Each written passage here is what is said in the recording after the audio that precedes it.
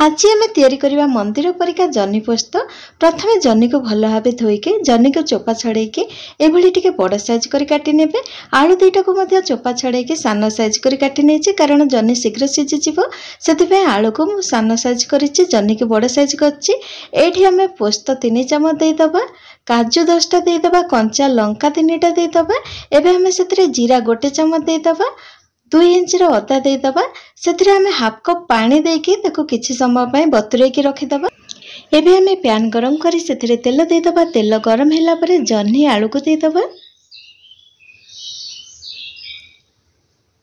प्रथमे हमें तेल रे जह्नी आलू को 3 ରୁ 4 मिनिट पर्यंत भाजी नबा। जदि जह्नीर भेराइटी रोसई सब देखिया चाहते चैनल ले बहुत सारा जह्नीर रेसिपी अपलोड होती आपण माने चैनल को जाके देखि परिबे।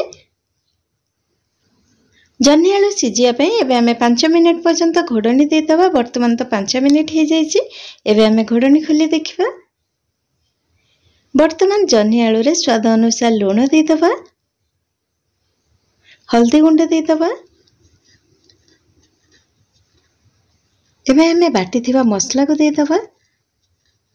पोस्त मसला दे सारला परे जह्नी आलू सहित 3 ରୁ 4 मिनिट पर्यंत हमें भलसे कषि नबा। जहाद्वारा पोस्तर कंचा बास्ना बाहरी जीवो। जह्नी पोस्त खाया पे बहुत भल लागिवो। जह्नी पोस्त अरुआ भात सहित साइड डिश भाव हो कि चकुली, रुटी, पूरी, परोटा सहित खाया पे बहुत भल लगी थाए। घरे निहाती रेसिपी को ट्राई करंतु। एटी देखंतु पोस्त मसला सहित जह्नी आलू भलसे कषि गलानी। एबे हमें सेतिरे आ 2 कप भली पानी दे दबा। पानी दे सारला परे भलसे मिसै नबा आ 3 ରୁ 4 मिनिट पर्यंत घोड़नी दे दबा। वर्तमान तो 4 मिनिट हो जाइए। एबे हमें घोड़नी खोली देखिबा। देखंतु एठी हमर जह्नी पोस्त हे गलानी। एबे हमें गैस बंद कर नबा।